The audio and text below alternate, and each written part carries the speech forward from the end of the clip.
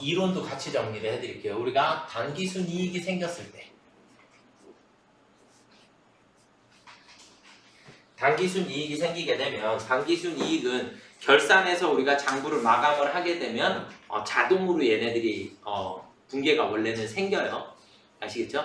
자동으로 생기는 건데 붕괴 자체는 일단 이해를 하셔야지 되니까 단기순 이익이 생겼을 때 우리가 회계 처리는 차변에 손익, 대변에 우리는 미처분 이익 잉여금이라고 해요.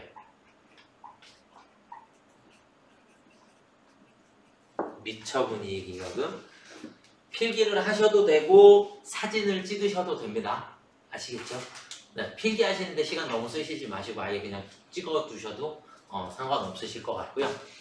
그런데 결산분계에서 나중에 이제 추가 버튼 누르시게 되면 미처분 이익 잉여금이 생긴과 동시에 다시 전표가 하나가 다시 생겨요. 차변에 미처분 이익 잉여금이 다시 없어집니다.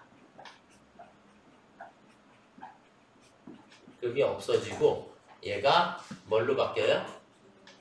2월 이익 잉여금. 그래서 우리가 회계 처음 배우실 때 전기분 재무제표 작성하실 때 전기분 재무상태표에 미처분 이익 잉여금이라 있는데 얘를 입력할 때 항상 우리가 2월 이익 잉여금이라고 입력을 해요. 이게 왜 그러냐면 오늘은 12월 31일이거든요. 결산일. 그러면 12월 31일 입장에서 봤을 때는 미처분이 맞아요. 그런데 이게 하루만 지나면 다음 연도로 넘어가 버리죠. 그럼 다음 연도 입장에서는 전년도에서 넘어온 잉여금이 돼요. 그래서 2월 이익 잉여금으로 여기 생겼던 미처분 이익 잉여금이 다시 없어지게 되는 거예요. 2월 이익 잉여금. 이렇게 되고요. 자, 그 다음에 이제 우리가 잉여금 처분이라는 걸 하게 돼요.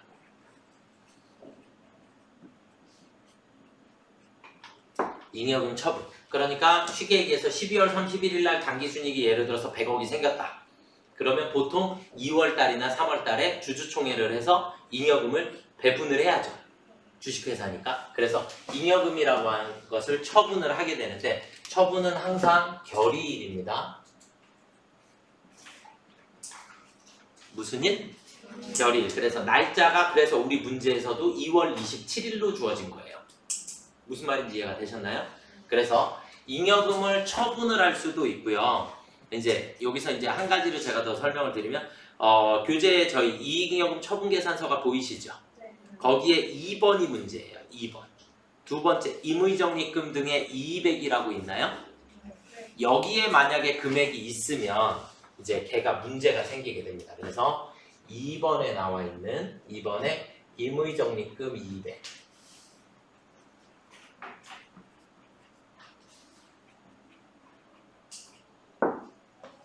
우리가 잉여금은 자본 항목이니까 원래 무슨 변에 있는 거죠? 원래 자본이니까 대변에 있겠죠. 그쵸? 대변에 있는 거예요. 대변에 우리가 임의적립금 이의백이라고 하는 것이 뭐냐면 저희가 기존에 적립금들을 막 모아놓은 게 있어요. 적립금을 모아놓은 게 있는데 이 적립금이 더 이상 쓸모가 없어져 버렸어요. 그래서 다른 용도로 쓰고 싶어요.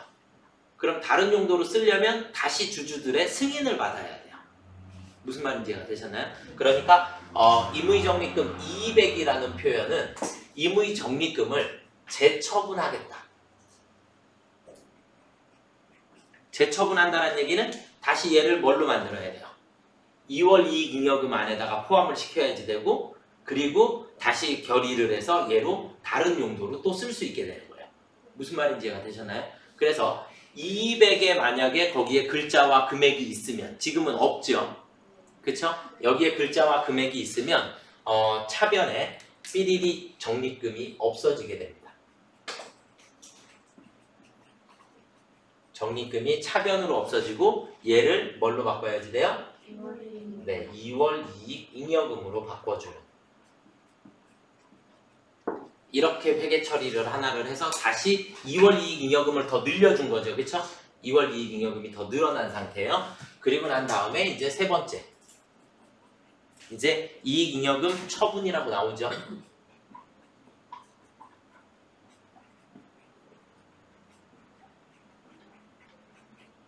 이익잉여금 처분액이라고 하는 게 나오게 되는데 이익잉여금 처분한다는 얘기는 그러면 우리가 지금까지 모아놨던 2월 이익잉여금이 차변으로 없어져야 되겠죠.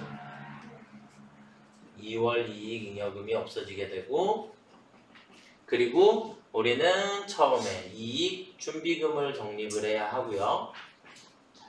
그리고 현금 배당을 하게 되면 우리는 뭐라 해요? 네, 미지급 배당금. 주식 배당을 하면 네, 미교부 주식 배당금. 그리고 우리 회사에서 적립금들을 적립할 수 있으니까 삐리리 적립금들이 생길 수 있겠죠. 이해가 되시나요?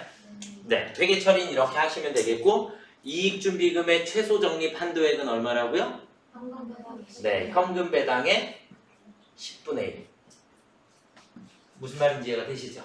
그래서 현금 배당은 우리가 미지급 배당금이라 하고, 옆에다 적어드릴까요? 얘는 현금 배당이고,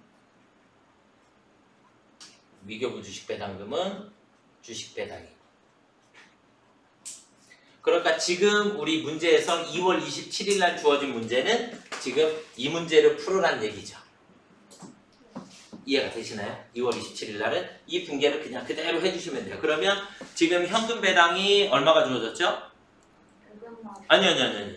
현금 배당이 400만원. 그러면 현금 배당이 400만원 주어져 있으니까 이익준비금은 40만원이 되겠죠. 그쵸? 이해가 되셨나요? 네, 그래서 400만원, 100만원, 그 다음에 사업확장 적립금 100만원 써주시고 이익준비금은 40만원 써주시면 되겠죠. 무슨 말인지 이해가 되셨습니까? 아시겠죠? 네, 그럼 이제 화면에 전표 입력을 한번 해보도록 하겠습니다.